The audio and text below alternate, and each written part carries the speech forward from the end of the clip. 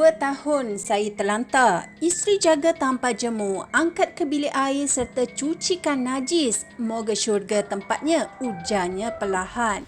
Jangan lupa subscribe Sourceful Channel, kemudian like dan tinggalkan komen-komen yang bermanfaat untuk bacaan semua orang dan nantikan pelbagai lagi berita-berita viral daripada politik, hiburan dan viral isu. Bye!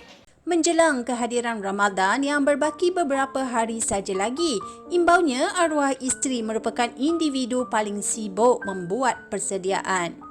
Sejujurnya, sepanjang hampir sedekat bersama, saya rindukan segala-galanya tentang dia. Dia jenis tak banyak bercakap tapi melaksanakan tanggungjawab sebagai isteri dengan sempurna. Dia pandai masak, bahkan sejak kami kahwin banyak kali kita usahakan perniagaan makanan.